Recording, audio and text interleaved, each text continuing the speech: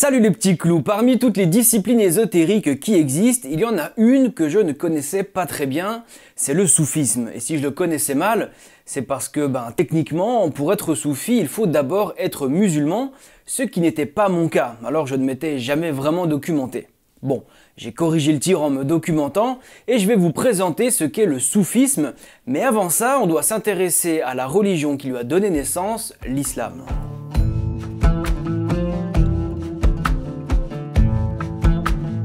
Alors, deux petites précisions avant de démarrer. De une, je vais certainement écorcher la plupart des mots arabes, mais en même temps ce n'est pas ma langue. Et de deux, pour parler du prophète de l'islam, je vais utiliser le nom Mahomet, car c'est la version francisée, et que je suis français et que la quasi-totalité des gens qui regardent mes vidéos le sont aussi. Pendant qu'on y est, vous pouvez aussi me rejoindre sur Instagram. Voilà, je fais des petits trucs sympas, je partage des stories de temps en temps. Voilà, on n'est pas trop mal, hein, le lien est dans la description. Tout commence au 7e siècle avec Mahomet qui va un beau jour recevoir un message dans une grotte de la part de l'ange Gabriel. Ce message contient ni plus ni moins que les préceptes de Dieu qui vont devenir plus tard le Coran. Ce message aurait été déjà transmis aux Juifs, mais il l'aurait dénaturé. Pareil avec les chrétiens un peu plus tard, c'est donc la troisième et dernière fois que les préceptes de Dieu se manifestent sur terre. Dans ce message, il y a la destruction des fausses idoles, la solidarité et la générosité, et le fait qu'il ne doit pas y avoir d'affrontement entre les musulmans. Mahomet décide donc de convertir des fidèles. Assisté par son cousin Ali, ils partent en direction de la Mecque où sont vénérées trois déesses considérées comme des fausses idoles, Alat, Al-Uzza et Manat. Le problème, c'est que les locaux n'aiment pas trop la nouvelle religion que propose Mahomet. Du coup, il est un petit peu obligé de se barrer et il s'exile dans l'oasis de Yatrib, qui deviendra plus tard la ville de Médine. C'est un épisode qui s'appelle Hijra en arabe, traduit par Hégire en français. C'est pendant cet exil qu'il va continuer de développer les préceptes de Dieu et l'écriture du Coran, qui se composera de 114 sourates. Alors le truc, c'est qu'il a été définitivement codifié à partir du 3e calife, Othman ibn Affan, ce qui aura pour conséquence de placer les sourates dans le mauvais ordre. Dans le Coran, on trouve 5 piliers, c'est-à-dire 5 choses importantes à faire. L'attestation de foi. Il s'agit d'affirmer sa croyance en Allah comme étant la seule divinité digne d'être adorée. La prière. Il faut adorer Allah en priant 5 fois par jour et selon la forme exigée par la loi islamique. Alors, petite remarque personnelle, comme ça en passant, moi je vais souvent en voyage en Égypte, et surtout à Luxor, et je prends toujours un petit appartement pas très loin de la mosquée du quartier. Et laissez-moi vous dire que l'appel à la prière à 5 h du matin, c'est un peu raide. Ouais.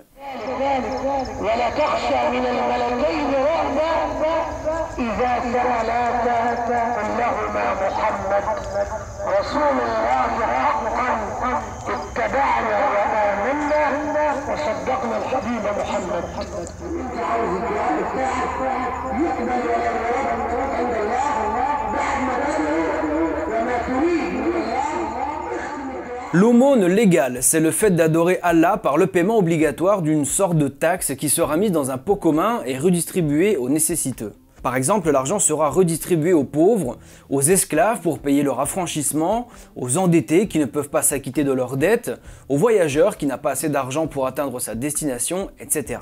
Ensuite, il y a le jeûne du Ramadan. Il s'agit de ne pas manger, de ne pas boire et de ne pas avoir de relations sexuelles pendant la journée, et ça dure 1 mois par an. Et enfin, le pèlerinage. Dans l'islam, il n'y a pas de notion d'incarnation ni de trinité. En revanche, comme dans toutes les autres religions monothéistes, il est question du paradis, et pour y accéder, le fidèle doit suivre les lois de Dieu, tant du point de vue spirituel que du point de vue matériel. Il n'y a pas de hiérarchie dans cette religion. Un fidèle n'a pas besoin d'intermédiaire avec Dieu, il a juste besoin du Coran et de ses 114 sourates, et aussi de la Sunna, c'est un livre qui raconte la vie du prophète. Comme dans toute religion, on trouve plusieurs courants. L'islam sunnite représente entre 85 et 90% des musulmans dans le monde, et eux, ils ont suivi le premier calife, car ils considèrent que les préceptes de Dieu n'ont pas été au-delà de lui dans le temps. Ensuite, il y a deux courants extrémistes, le salafisme et le wahhabisme. Et pour finir, on peut trouver les ismaéliens, et ce qui nous intéresse aujourd'hui, le soufisme.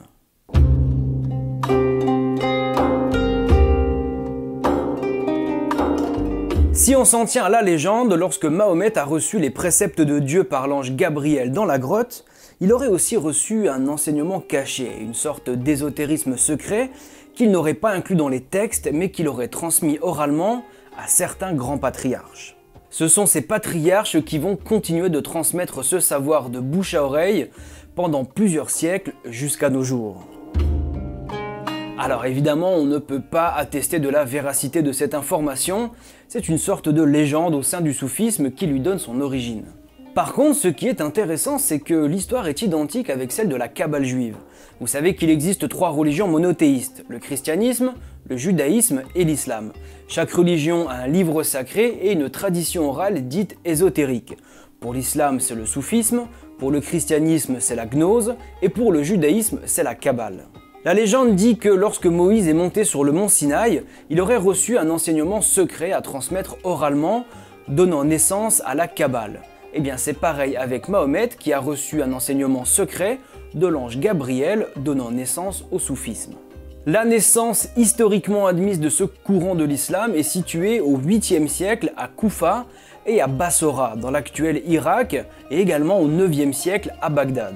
C'est à partir du 12e siècle que les soufistes vont s'organiser en confréries, avec une sorte de hiérarchie, et c'est aussi la date des premiers écrits, dont le livre Les bienfaits des connaissances spirituelles d'Omar Sohrawardi, un des livres fondateurs. Au XIIe siècle, il y a les premières confréries soufis dans le monde arabe, et c'est au XIIIe siècle qu'apparaissent les premiers textes au sud de l'Espagne, et ça fait un deuxième point commun avec la Kabbale, qui elle aussi apparaît à la même période en Espagne, avec les écrits d'un certain Moïse de Léon. Alors ça veut pas dire que les deux traditions sont liées, mais je trouve ça assez intéressant pour être signalé. Le soufisme est toléré par les sunnites et il est considéré comme une des nombreuses facettes de l'islam par les chiites, mais les salafistes et les wahhabites considèrent qu'il faut combattre et détruire ce courant car ils vénèrent de fausses idoles. D'ailleurs, regardons de plus près leurs croyances pour comprendre tout ça.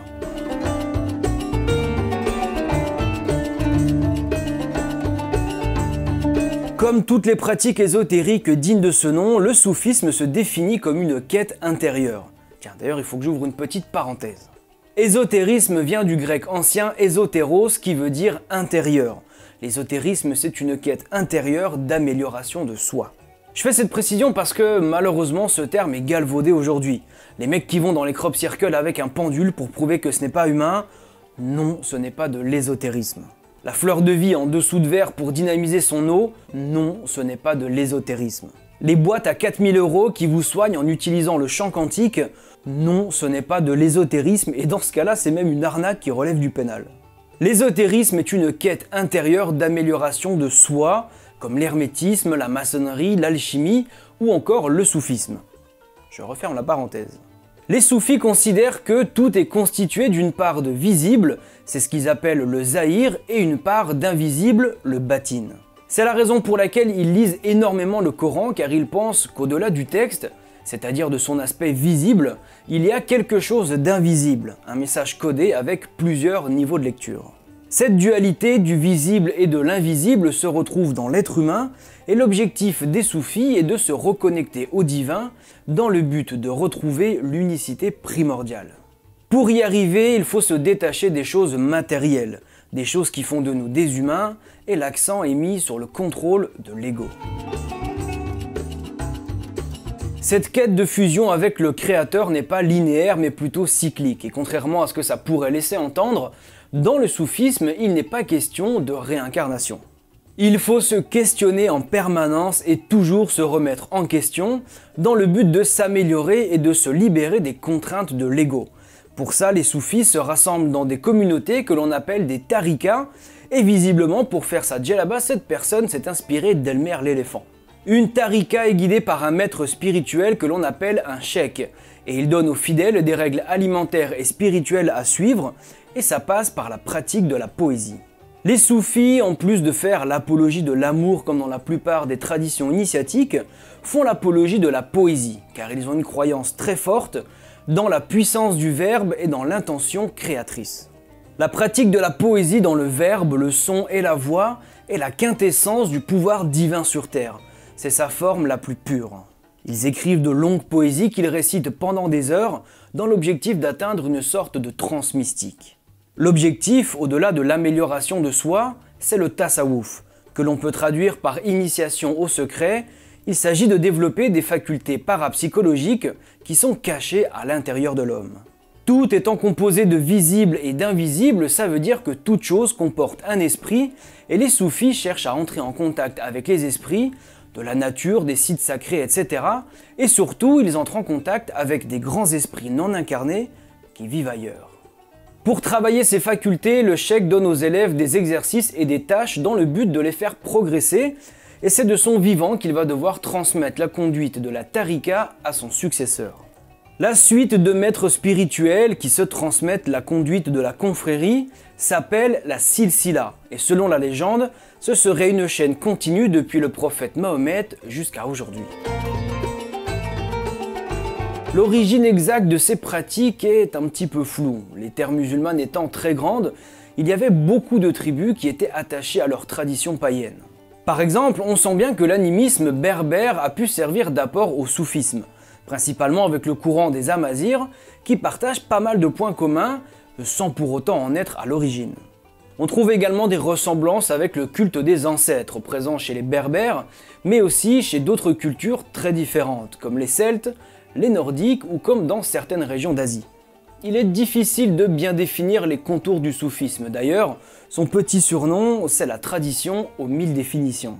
Le but poursuivi est toujours le même, se détacher des choses matérielles et atteindre l'ivresse spirituelle qu'ils appellent Al-Fana. En atteignant cet état, on peut découvrir les connaissances cachées à l'intérieur de nous et tenter de fusionner avec ce qu'on appelle le divin et qui correspond en réalité à notre état primordial avant que l'on s'incarne dans la chair. Ça, c'est le concept global, mais chaque tariqa a ses propres pratiques et ses propres rituels qui rend le soufisme extrêmement riche et complexe. Voilà, j'espère que cette vidéo vous a plu. Si c'est le cas, je vous invite à mettre un petit pouce bleu et à vous abonner si c'est la première fois que vous passez par là. Ciao.